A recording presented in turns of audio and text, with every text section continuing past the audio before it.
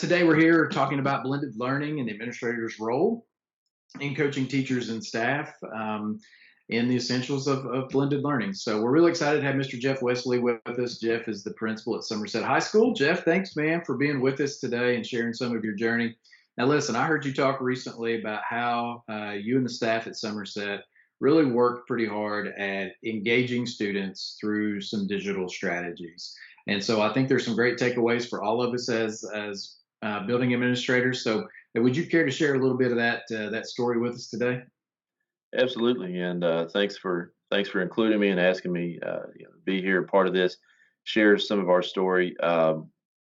It starts, last school year, and I know schools are all over the place as far as kind of where they were in terms of digital learning along that spectrum. We were probably in the shallow end of the pool last year, and we were really excited at the beginning of the year. Early in the year, I think we had a digital learning.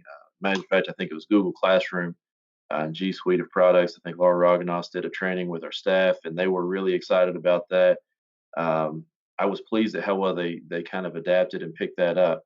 I didn't mandate that everybody across the board need to make that their learning management system, but wanted them to kind of get their feet wet and pick it up on their own, and a lot of them did. We had some subsequent trainings hosted by one of our own teachers that was an early adapter of things, and so we had a decent amount of momentum building for digital learning going into the pandemic. Of course, that was kind of the catalyst that pushed everything forward. And if we can find a silver lining in it, I think this is one of them. It really pushed us forward in where we were with digital learning and using those tools to help students. So we realized at the end of last year, we didn't have NTI. Our school never did NTI. We rarely missed days for school because it's a small district and so on. But we began to see the value in, all right, if kids are not here, how can we more effectively deliver instruction?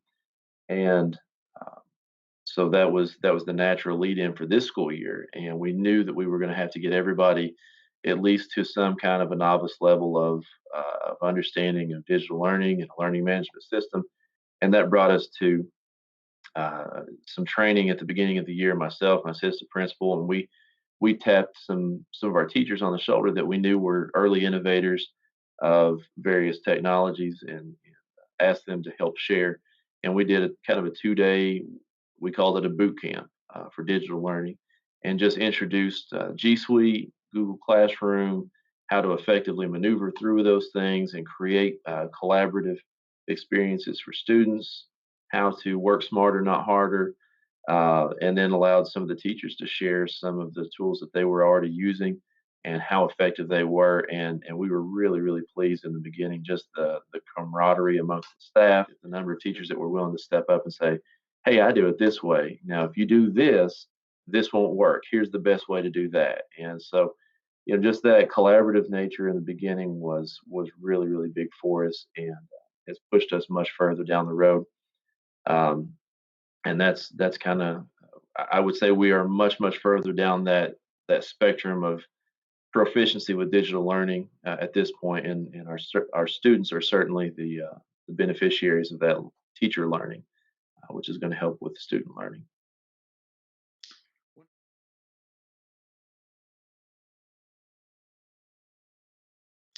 100%. I love the parts of the story where you and your assistant principal became, learners as well, and trying to set conditions for the learning for everyone. And so that's really the kind of what a great coaching model, right? And so appreciate you sharing that with us. And so, and that you started touching on collaboration and student experiences, and really, you know the story that I've heard you kind of tell around this, and one of the things that you're big on is student engagement. And so when we think about digital learning experiences for students, how do we engage them? How do we meet them where they are? Well, that really touches squarely on 3C in the consecutive framework for teaching. And so I know you've done some work there, and this experience helped your staff grow, and it also helped you coach and provide some evidence. So, do you care to share a little bit with us about your work around 3C when it comes to digital learning strategies? Yeah, for sure. Engaging students in learning is it's one of the things that I always stress as I do observations, walkthroughs, when we post observation conversations. How can we engage more students? And of course, I want to walk into a class and see 100% of the students engaged, um, really, and more collaboratively than not. And I want to see them fully immersed in what's going on and doing rigorous, meaningful learning. So, um, digital learning naturally lends itself to that. I think, as far as engaging students, they are by nature a little more interested when things become digital. It seems like, and they're willing to kind of stretch themselves and maybe do a little bit more than they would otherwise. It speaks to some of those other intelligences that kids have, and it makes it a little bit more tactile, I think, sometimes than Q&A sessions in class and so on. So I think it's been good to bring some more kids to the table as far as them becoming choosing to be engaged in their own learning. And then it's put some great tools in teachers' hands to be able to facilitate that engagement and to get their kids some fresh ideas about how they can demonstrate what they know. And ultimately, that's what we want, right? We want them to show what they know. And so this gives them some great opportunities. One good example that we had going into the end of last year, our school. I think one of our hallmarks is our school musicals, and it's been a part of us for the last number of years. We've got a great auditorium here at Somerset High School, and so our kids look forward to putting on this musical. And they were going to do Rodgers and Hammerstein's Cinderella last year. They were excited about it. They worked so hard. The set was built. All of the stage props were built. Um, the costumes were ordered and so on. And then, the pandemic hits, and we're shut out, and we're not able to do things. And we kept trying and trying. How can we make this happen? Is there some other way we can make it happen? We were trying to figure out graduation at that time and all these other things. So we're going to record, and everything becomes digital. And but at that time, they weren't able to get together and practice in person, so they couldn't do their stage blocking and things like that. And so the teacher, who does a wonderful job, was able to. She just asked the kids, look, here's our problem. What's a good solution for this? And kids do what kids do best. They came up with a solution that was very authentic to them, and they said, well, maybe we could do it in Minecraft. And so they actually built this replica of not only our auditorium but our whole school. Um, Pretty accurate. I think if we went back and refined it, we could probably do some virtual tours of the school in Minecraft. But they did a great job. They created our auditorium in Minecraft. They created their characters, and they were able to practice their stage blocking. So they kept moving it forward, a bit more. Ultimately, they were not able to perform, but they were able to record some things, from that, and kind of made a little time capsule of that experience and what that was like for them, and have been able to share that this year. We did just recently do our musical this year. It was great to have that back, and so they were able to incorporate elements of that to share with the community and their classmates and so on. But that's just one example, and that's really something outside of the classroom. But that same ingenuity and that same willingness of a teacher to ask students, hey, come to the table, help me come up with a solution. Here's a problem. How can we fix that? And that problem based, collaborative aspect is so powerful in the classroom. When the teacher says, I'm not the expert, I am, but I'm willing to let you come to the table and be experts as well. And how can we do that? Digital learning provides that outlet. They can do that, traditionally with paper and pencil and in person, but there's something a little bit special about this, and it allows students to connect. They can connect across classes, they can connect across curriculums, they can even connect with other schools and other students, and just it opens up a lot of doors of opportunity. So I think it's a really powerful aspect for 3C and how it can engage students in learning.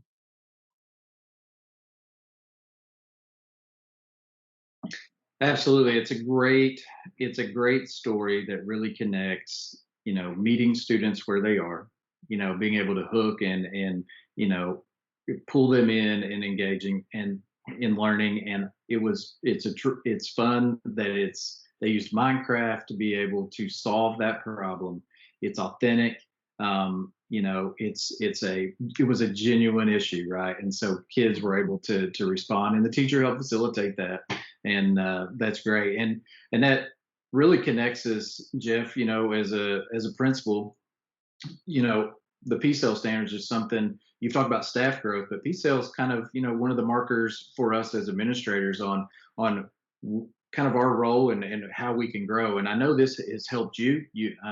This is, I think, your second year as principal, so you readily admit you don't know everything. None of us do, and so I appreciate that about you. But I know your engagement, being really focused on that. Standard 4 in P-Cell really speaks to that authentic student experience, student strengths, which really lines up with Module 4 that we're talking about today. So, do you care to kind of go in a little bit, maybe to its connection to P-Cell Standard 4, curriculum instruction assessment, and how it's kind of helped you live that out with your staff this year? Yeah, I feel like I've got into administration at a great time. It's been totally normal. Been nothing weird at all. So, in all honesty, it's been what's been best for me because it's pushed me to grow and to adapt and to um, just come up with solutions. Really, that's the name of the game. I feel like, obviously, I'm not speaking from a place of great experience, but um, I feel like there's a lot of things from the classroom that have carried me forward as an administrator that um, you look for ways to get better. You look for where's my weaknesses? How do I grow? Um, what's most important? How can we put the focus there?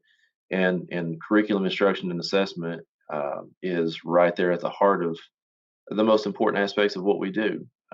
Making sure that students are getting a quality curriculum, they're receiving high quality instruction, and they are um, we educators are assessing them, but they're also able to assess themselves and where are they. So as an administrator, I know that a big part of my role is to try to help make sure that those things are going on across the school in a quality way, and also helping our teachers to continue to grow and develop capacity. And I think that this year, especially, with starting from the beginning with the digital learning boot camp and putting some tools in their hands and just letting them come to the table and say, "Hey, I found this new thing. This looks really cool. I could do this, this, and this in the classroom with that. What do you think?" And we just have conversations about it. And if it's something we can do, I mean, we'll stretch it and try to get a dollar from wherever we can and get that in their hands. Some of the best things in life are free, right? And so some of the best digital learning tools have been free, and at least a trial version. We may pick up more later on, but that trial is always free. So, we just try to do whatever we can to put those tools in their hands. And we started last year with curriculum refinement, and refining our curriculum maps, making sure that there's certain benchmarks that we're all hitting across the board. And then the focus this year, I had intended outside of a pandemic to really focus on instruction. How do we create new and engaging instruction? And while we haven't been able to focus on that like we would like to, uh, had things been normal, it has, I think, sped up that process to some degree because it's forced everybody to find new solutions. And I've played a very small role in that, but I feel as an administrator, it is my role to kind of help facilitate that instruction and new tools and new resources wherever possible. And then making sure that we are assessing well. The students are assessing, the teachers are assessing. I'm assessing myself as well as the staff. So assessment is just a core of everything. And then the digital technology and the digital learning that we have and the tools that we have oftentimes allow the teachers and students to assess themselves uh, more efficiently, more quickly, get better feedback. And so it's just that constant process. It's that cycle. And digital learning has helped us along that path, I think, to a large degree. Absolutely, Jeff. Man, there's a lot of great information in your story, and there's so many other things that you could tell us today. So I want to make sure folks know that as part of this module, you've going to supply some examples of how you guys have been tackling this at Somerset, and also some contact information in case some folks have some questions about how you approached some of this, or questions about some of the artifacts that you're able to share with them. So we appreciate you being with us today, buddy. Thank you. Thank you. Appreciate it.